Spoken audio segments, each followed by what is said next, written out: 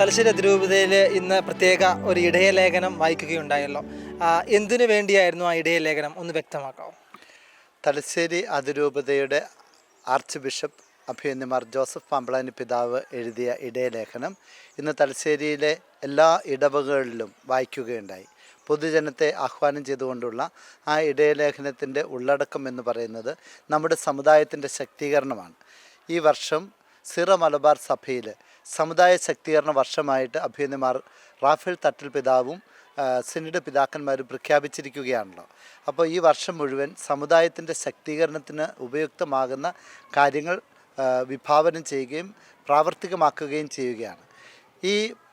ഈ വരുന്ന മാസം, അതായത് മാർച്ച് മാസം 14-ാം തീയതി തലശ്ശേരി അതിരൂപതയുടെ ആതിഥ്യത്തിലാണ് ഇത്തവണത്തെ കത്തോലിക്ക കോൺഗ്രസിൻ്റെ ജന്മവാർഷിക ആഘോഷം നടക്കുന്നത്.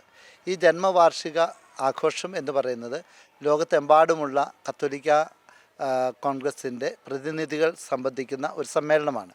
മാർച്ച് 14-ാം തീയതി ഉച്ചകഴിഞ്ഞ് 3 മണിക്ക് കണ്ണൂർ ഡിസ്ട്രിക്റ്റിലെ കണ്ണൂർ ടൗണിൽ പോലീസ് മൈതാനിയിൽ ബഹുജന റാലിയും 1,00,000-ഓളം പേര് പങ്കെടുക്കുന്ന മഹാസമ്മേളനവും സംഘടിപ്പിക്കുകയാണ്.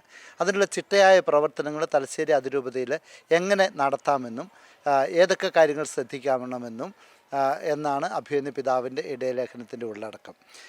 ഓരോ ഇടവകയും കേന്ദ്രീകരിച്ച് ഇടവകയിലെ കുടുംബ കൂട്ടായ്മകൾ കേന്ദ്രീകരിച്ച് പ്രവർത്തിക്കണമെന്നാണ് തലശ്ശേരി അതിരൂപത അധ്യക്ഷൻ ആവശ്യപ്പെട്ടിട്ടുള്ളത്.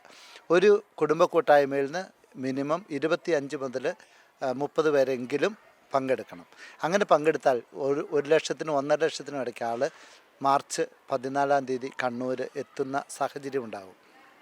ഇത് വെറുമൊരു സമ്മേളനം നടത്താൻ വേണ്ടിയല്ല, ഈ സിറ മലബാർ സഭയുടെ സാമുദായിക വിഷയങ്ങൾ പൊതുജനത്തിന് മുമ്പിൽ അവതരിപ്പിക്കുവാൻ സഭയുടെ അഭിമന്യ പിതാക്കന്മാരുടെ സാന്നിധ്യത്തിൽ, സഭയിലെ സമുദായ നേതാക്കന്മാരുടെ സാന്നിധ്യത്തിലാണ് ഈ സമ്മേളനവും റാലിയും നടക്കുന്നത്. അതുകൊണ്ട് തന്നെ ഇത് വളരെ പ്രധാനപ്പെട്ടതാണ്. ഈ റാലി സമ്മേളനത്തിന് മുന്നൊരുക്കമായിട്ട് കത്തോലിക്ക കോൺഗ്രസിൻ്റെ എല്ലാ യൂണിറ്റുകളും കയ്യും മെയ്യും മറന്ന് പ്രവർത്തിക്കുകയാണ്. ഈ തലശ്ശേരി അതിരൂപതയുടെ ഒരു പ്രത്യേകത എന്ന് പറഞ്ഞാൽ കത്തോലിക്ക കോൺഗ്രസിൻ്റെ സംഘടനാ സംവിധാനം വളരെ കേഡർ സ്വഭാവത്തിൽ എല്ലാ യൂണിറ്റുകളിലും പ്രവർത്തിച്ചു തുടങ്ങിയിരിക്കുകയാണ്. ഈ ഒരുക്കത്തോടെ ഇതിന് കൂടുതൽ ഊർജ്ജസ്വലമായൊരു പ്രവർത്തന രീതി ഉണ്ടായിരിക്കുകയാണ്. കത്തോലിക്ക കോൺഗ്രസിൻ്റെ ഉദ്ദേശം എന്ന് പറയുന്നത് സിറ മലബാർ സഭയുടെ സാമുദായിക മുഖമായി മാറുക, സാംസ്കാരിക സാമ്പത്തിക രാഷ്ട്രീയ രംഗങ്ങളിൽ സഭയ്ക്ക് വേണ്ടി സമുദായത്തിന് വേണ്ടി ശബ്ദമുയർത്തുക, അവഗണനയ്ക്ക് മുമ്പിൽ പ്രതികരിക്കുവാൻ, അവകാശങ്ങൾക്ക് മുമ്പിൽ സ്വരമുയർത്തുവാൻ, ഗവൺമെൻറ്റുകൾക്ക് മുമ്പിൽ ഒരു മാർഗദർശിയാകുവാൻ കത്തോലിക്ക കോൺഗ്രസ് ഇന്ന് അതിശക്തമായി പ്രവർത്തിച്ചു കൊണ്ടിരിക്കുകയാണ്. വിവിധ തലത്തിലുള്ള നേതാക്കന്മാരെ സൃഷ്ടിക്കുന്നതിൽ കത്തോലിക്ക കോൺഗ്രസ് ഇതിനോടകം വിജയിച്ചിട്ടുണ്ട്. ഭാവിയിൽ രാഷ്ട്രീയ സാംസ്കാരിക മേഖലകളിൽ പൊതുസമൂഹത്തിൻ്റെ ആവശ്യങ്ങളെ ഉയർത്തിപ്പിടിച്ചുകൊണ്ട് നേതാക്കന്മാരായിട്ട് ആളുകളെ വളർത്തിക്കൊണ്ടുവന്ന് അത് പൊതുജനത്തിനും കൂടെ ഉപകാരപ്രദമായ രീതിയിൽ കത്തോലിക്ക കോൺഗ്രസ് വളർത്തിയെടുക്കും. കഴിഞ്ഞ കൊല്ലം ഒരു അവകാശ സംരക്ഷണ റാലി നടത്തുകയുണ്ടായി. അതുപോലെ തന്നെ ഈ വരും തെരഞ്ഞെടുപ്പിൽ എന്തൊക്കെയാണ് കത്തോലിക്ക കോൺഗ്രസ് മുന്നോട്ട് വയ്ക്കുന്ന സർക്കാരിൻ്റെ നിർദ്ദേശങ്ങൾ?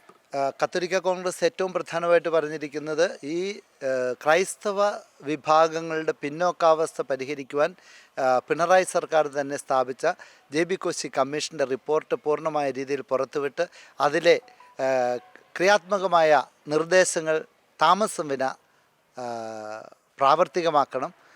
ഈ ക്രൈസ്തവ സമുദായത്തിന് ഗുണപരമായ രീതിയിൽ അതിന് വേണ്ട കാര്യങ്ങൾ സത്വരമായിട്ട് നടപടികൾ സ്വീകരിച്ച് നടപ്പിൽ വരുത്തണമെന്നുള്ളതാണ് ഗവൺമെൻറ്റിനോട് ആവശ്യപ്പെടുവാനുള്ളത്. അതുപോലെ തന്നെ നിയമന വിഷയം, ഈ അധ്യാപകരുടെ എയ്ഡഡ് സ്കൂളിലെ അധ്യാപകരുടെ നിയമന വിഷയത്തിൽ പ്രസ്താവനകൾ ഒതുങ്ങിപ്പോകാതെ പ്രവർത്തികളിലേക്ക് വരണം. ആ എയ്ഡഡ് സ്കൂളിലെ 16,000-ഓളം വരുന്ന അധ്യാപകർക്ക് ഭിന്നശേഷി പ്രശ്നത്തിൽപ്പെട്ട് നിയമനം കിട്ടാത്തതുകൊണ്ട് അവർക്ക് ഇന്നും ശമ്പളം കിട്ടുന്നില്ല. അവരുടെ കയ്യിൽ ആദ്യത്തെ ശമ്പളം കിട്ടുന്ന ദിവസം ഞങ്ങൾ പറയും ഈ ഗവൺമെൻറ് അവർക്ക് വേണ്ടി എന്തെങ്കിലും ചെയ്തെന്ന്. പ്രസ്താവനകളും മോഹിപ്പിക്കുന്ന വാഗ്ദാനങ്ങളും കൊണ്ട് കാര്യമില്ല.